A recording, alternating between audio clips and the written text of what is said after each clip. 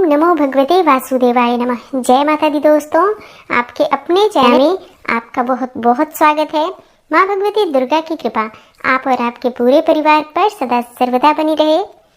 दोस्तों, हनुमान चालीसा का पाठ बहुत से भक्त करते हैं।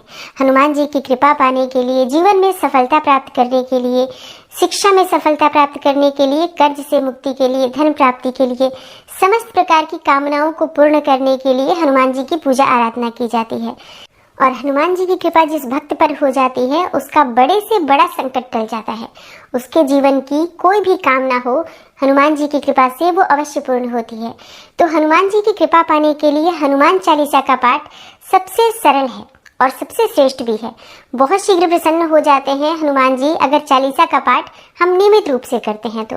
अब बहुत से भक्त प्रतिदिन हनुमान चालीसा का पाठ करते हैं, तो कुछ भक्त सिर्फ मंगलवार को करते हैं या शनिवार को करते हैं। कुछ भक्त निष्काम भाव से प्रतिदिन नियम बना रखा है, हमें हनुमान चालीसा का पाठ करना है हनुमान जी की कृपा प्राप्त करने के लिए। तो प्रतिदिन वो निष्काम भाव से हनुमान जी के चालीसा का पाठ करते हैं। लेकिन कुछ भक्तों की कुछ विशेष मनोकामनाएं होती हैं जिसके लिए वो हनुमान चालीसा का पाठ करते हैं।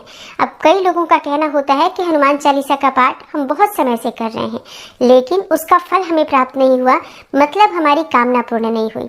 देखिए, अगर आप निष्काम भाव से कर रहे हैं, मतलब सिर्फ नियम है कि हमें हनुमान जी को प्रसन्न करना है, उनकी कृपा प्राप्त करनी है, तो बस प्रतिदिन या फिर मंगलवार या शनिवार के दिन इस पाठ को करते हैं, तब तो अत्यंत ही श्रेष्ठ है। लेकिन अगर आपकी कोई विशेष कामना है तो आपको कुछ विशेष नियमों के साथ हनुमान चालीसा का पाठ करना चाहिए।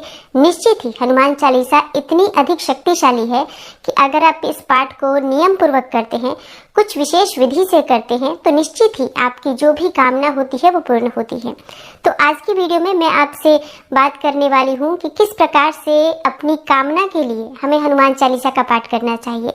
किसी भी प्रकार की आपकी कामना हो, इस विधि से अगर आप हनुमान चालीसा का पाठ करेंगे, इन नियमों का पालन करेंगे, निश्चित ही मात्र 11 दिन में आपकी मनोकामना पूर्ण होती है।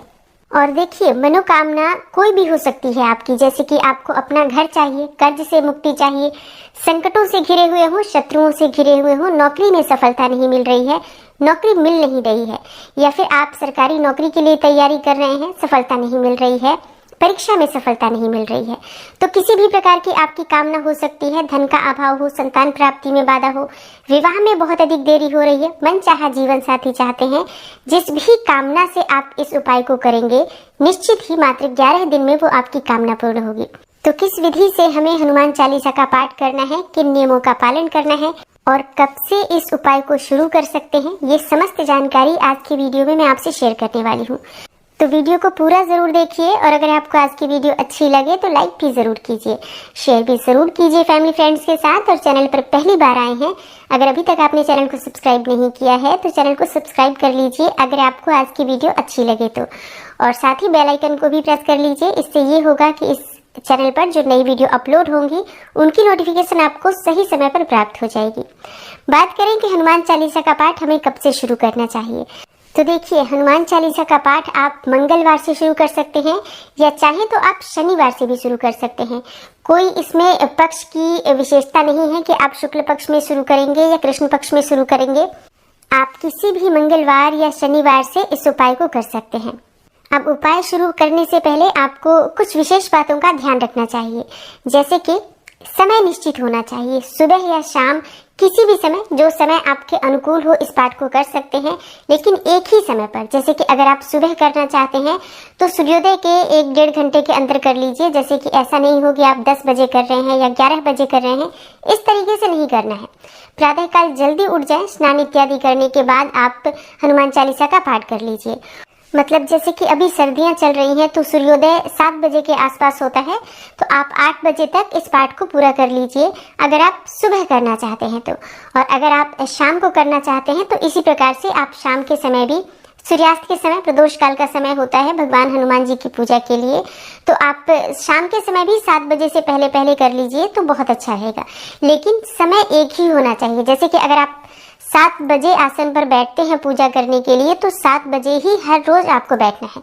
ऐसा नहीं होना चाहिए कि आज आप 7 बजे बैठ रहे हैं पढ़ने के लिए और अगले दिन आप 8 बजे पढ़ें या 6 बजे पढ़ें। 2-4-5 मिनट इधर उधर हो जाता है, लेकिन आधे घंटे 1 घंटे का अंतर नहीं होना चाहिए आपके प्रतिदिन के पाठ में। तो एक समय निश्चित कर लीजिए, जो भी समय आपके लिए अनुकूल हो उस समय आप प्रतिदिन पाठ करेंगे। और सिर्फ 11 दिन की बात है, तो 11 दिन के लिए एक समय निश्चित कर लीजिए। और दूसरी चीज क्या है, दूसरा नियम है कि आपका आसन एक ही होना चाहिए। जैसे कि आसन घर में कई होते हैं, तो कभी आप किसी आसन पर बैठ जाते हो, कभी कोई दूसरा उसी आसन पर बैठकर पूजा कर रहा होता है। ऐसा नहीं करना है। एक आसन निश्चित कर लीजिए कि आप उस आसन पर बैठकर पूजा करेंगे, कोई दूसरा व्यक्ति उस आसन पर बैठकर पूजा ना करे। वैसे ये नियम हमेशा ही होना चाहिए कि प्रति व्यक्ति जो भी पूजा कर रहा है उसका आसन अपना अलग होना चाहिए, क्योंकि आसन की सिद्धि बहुत महत्वपूर्ण होती है। तो अपना एक आसन निश्चित कर लीजिए, उसी आसन पर बैठकर आपको पूजा करना है। लाल रंग का आसन होना चाहिए हनुमान जी की पूजा में। स्थान एक ही होना चाहिए, जैसे कि आप घर के मंदिर में पूजा कर रहे हैं, प्रतिदिन एक ही स्थान पर बैठकर आपको पूजा करना है। और इस पाठ को करते समय आप प्रतिदिन लाल रंग के वस्त्र धारण करें तो अत्यंत श्रेष्ठ होगा। लाल रंग के वस्त्र अगर आप प्रतिदिन धारण नहीं कर पाते हैं या आपके पास नहीं है, तो ऐसे में आप हल्के रंग के वस्त्र धारण करें। और जितने दिन तक आप ये पाठ कर रहे हैं उतने दिनों तक आप मांस मदिरा का सेवन नहीं करेंगे, इस बात का भी आपको ध्यान रखना है। इन नियमों का पालन करते हुए अगर आप हनुमान चालीसा का पाठ करते हैं तो निश्चित ही आपकी कामना पूर्ण होगी। पर ये नियम बहुत आवश्यक है, जैसे कि एक ही समय पर प्रतिदिन बैठना और एक ही स्थान पर बैठना, एक ही आसन पर बैठना, ये बहुत महत्वपूर्ण होता है किसी भी कामना की सिद्धि के लिए। अगर हम पूजा कर रहे हैं, मंत्र जप कर रहे हैं, तो इन नियमों का पालन बहुत आवश्यक होता है। और अब जान लेते हैं कि हनुमान चालीसा का पाठ आपको करना कैसे है। देखिए, बहुत आसान है। आपको प्रतिदिन 7 बार हनुमान चालीसा का पाठ करना है। तो इसके लिए हनुमान जी की मूर्ति होनी चाहिए आपके सामने, या तस्वीर होनी चाहिए जिसके सामने आप आसन लगाकर बैठकर पूजा करेंगे। जिस भी देवी देवता की हम पूजा आराधना करते हैं उनकी तस्वीर या मूर्ति का होना हमारे सामने अत्यंत आवश्यक है। उनके सामने ही हम शुद्ध घी का दीपक प्रज्वलित करते हैं। तो आप चाहें तो हनुमान जी के सामने शुद्ध घी का दीपक प्रज्वलित कर सकते हैं, नहीं तो चमेली के तेल का दीपक हनुमान जी को बहुत प्रिय है, तो चमेली के तेल का दीपक प्रज्वलित कीजिए। अब बहुत से लोगों के प्रश्न आते हैं कि दीपक हम आटे का लें, मिट्टी का लें, धातु का लें, किस चीज का लें। देखिए, इन सभी चीजों को लेकर मन में इतना संशय नहीं रखना चाहिए। आपके घर में जो मंदिर में जो भी दीपक प्रज्वलित करते हैं आप, उस दीपक में चमेली का तेल डालें। बाती जो नॉर्मल आप प्रयोग करते हैं रुई वाली, कोई सी भी बाती डालकर और दीपक प्रज्वलित कर दीजिए हनुमान जी के सामने। अब एक तांबे के पात्र में शुद्ध जल भरकर भगवान हनुमान जी के सामने रखें, क्योंकि ये कलश के रूप में हम स्थापित करेंगे। तो कलश में जल भरना है। गंगा जल हो तो गंगा जल भी डाल सकते हैं थोड़ा सा, ना हो तो सिर्फ शुद्ध जल डाल दीजिए। 1 रुपए का सिक्का या 5 रुपए का सिक्का, जो भी आपके पास धन स्वरूप में, सिक्का स्वरूप में कोई पैसा हो, उसके अंदर डाल दीजिए और 2 लौंग डाल दीजिए। कलश के ऊपर एक प्लेट रख दीजिए या पात्र रख दीजिए, जिससे कि वो ढक जाए पानी, क्योंकि इस कलश को हमें 11 दिन तक रखना है। पूजा के बाद ही हम इस कलश को उठाएंगे। और कई लोगों का प्रश्न आ सकता है कि तांबे का पात्र नहीं है कलश के लिए, तो कौन सा पात्र रखें। देखिए, तांबे का नहीं है तो कोई सा भी पात्र जो आपके घर में उपलब्ध है, स्टील का, पीतल का, जो भी पात्र आपके घर में है या पूजा स्थल पर है, आप उसी पात्र को कलश स्वरूप में रख सकते हैं। अब हनुमान जी के सामने गुड़ का भोग लगा दीजिए। गुड़ का भोग लगा सकते हैं, आप चाहें तो चने का भोग लगा सकते हैं। बहुत से भक्त पूछते हैं कि क्या हम भुने हुए चने का भोग लगा सकते हैं। देखिए, भुने हुए चने नमक से बने होते हैं, नमक से भुने हुए वो चने होते हैं, और हनुमान जी की पूजा में नमक का प्रयोग नहीं होता है। तो जब आप हनुमान जी की पूजा कर रहे हैं तो गुड़ और भीगे चने का प्रसाद अर्पित कर सकते हैं, या सिर्फ गुड़ का भोग भी अर्पित कर सकते हैं। आप लड्डू का भोग भी लगा सकते हैं या फल भी अर्पित कर सकते हैं। हर रोज हमें भोग अवश्य अर्पित करना है, इस बात का ध्यान रखिए। और अब आप हनुमान जी के सामने अपने मन की जो कामना है उसे पूर्ण करने के लिए प्रार्थना करिए। आप हनुमान जी के सामने संकल्प लीजिए कि 11 दिन तक आप प्रतिदिन 7 पाठ करेंगे। आपकी जो भी कामना है साथ में कहिए, जो भी आपकी कामना हो। जैसे कि आपको घर की कामना है अपने, या आपके विवाह में बहुत अधिक देरी हो रही है, मनचाहा जीवन साथी चाहते हैं, संतान प्राप्ति में बाधा है, कर्ज या बीमारियों से घिरे हैं, कोई भी आपकी कामना हो सकती है। मैं बहुत थोड़ी सी चीजें गिना रही हूँ, हो सकता है आपकी कामना इससे अलग हो। जो भी आपकी इच्छा हो हनुमान जी से उसे पूर्ण करने के लिए प्रार्थना कीजिए, और पूरी तरह से आप समर्पित भाव से मन की कामना कहते हुए और हनुमान जी के सामने इस पाठ को करेंगे। प्रतिदिन 7 पाठ हनुमान चालीसा का करना है आपको। तो बहुत जल्दी जल्दी पढ़ने का प्रयास न करें, अच्छी तरह से उच्चारण करें और पूरे श्रद्धा भाव से हनुमान जी के सामने इस पाठ को करें। और पाठ पूरा होने के बाद आप हनुमान जी की आरती कीजिए, कपूर से आरती कीजिए। हनुमान जी की आरती कपूर से करने से एक तो मन से नकारात्मक ऊर्जा दूर होती है, घर से नकारात्मक ऊर्जा दूर होती है, विचारों से नकारात्मक ऊर्जा दूर होती है। प्रतिदिन कपूर से आरती करें। और अब जब आपकी पूजा पूर्ण हो जाती है तो जो भी आपने भोग स्वरूप वहां अर्पित किया है उस प्रसाद को आप अपने परिवारजनों में वितरित करें, स्वयं भी इस प्रसाद में से ग्रहण करें। जल का पात्र आपको नहीं उठाना है। जो कलश हमने भरकर रखा है वो कलश आप 11 दिन तक रखेंगे। 11वें दिन जब आपकी पूजा पूर्ण हो जाती है, सुबह या शाम जिस भी समय का आपने संकल्प लिया है उस समय जब आपकी पूजा पूर्ण हो जाएगी तब आप उस कलश के जल को उठाएंगे। और अब ये बहुत ही पवित्र, बहुत ही अभिमंत्रित जल आपके पास है, चमत्कारी जल इसे आप कह सकते हैं। इस जल को आप किसी दूसरे पात्र में रखकर और आप इसे रख सकते हैं। कभी भी किसी जरूरी काम से आप जा रहे हो तो थोड़ा सा जल पीकर अगर आप जाते हैं तो वो आपका काम बहुत शीघ्र पूर्ण होता है, उस कार्य में आपको सफलता मिलती है।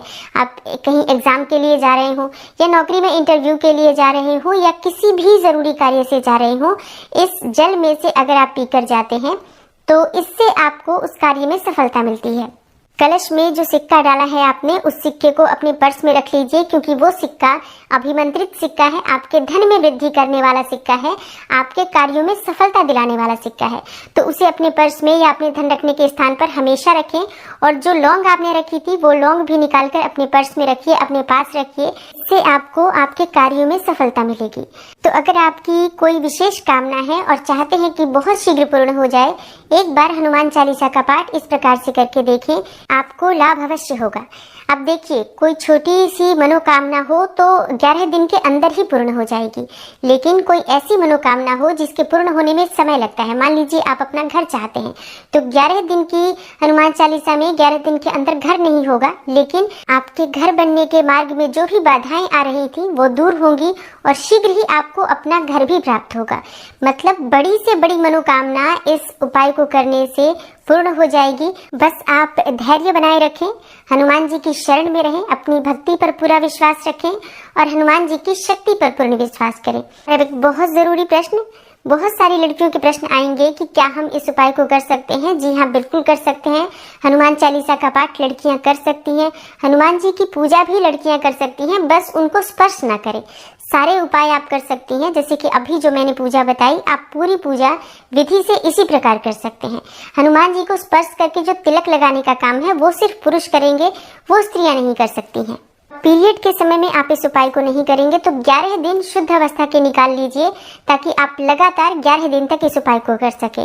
और बीच में मैं बताना भूल गई वीडियो में कि आप जो भी पूजा करेंगे, जो भी इस उपाय को करेंगे, हनुमान चालीसा का पाठ जो भी करेगा, चाहे वो स्त्री हो पुरुष हो, अपने मस्तक पर भी आपको लाल टीका लगाना है। यानी कि जो रोली का तिलक आप हनुमान जी के मस्तक पर लगाएंगे तो अपने मस्तक पर भी आपको तिलक लगाना है।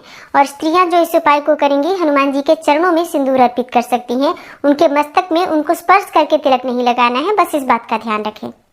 तो अपनी मनोकामना को पूर्ण करने के लिए एक बार इस प्रकार से हनुमान चालीसा का पाठ अवश्य करें और अपना अनुभव हमें कमेंट बॉक्स में अवश्य शेयर करें।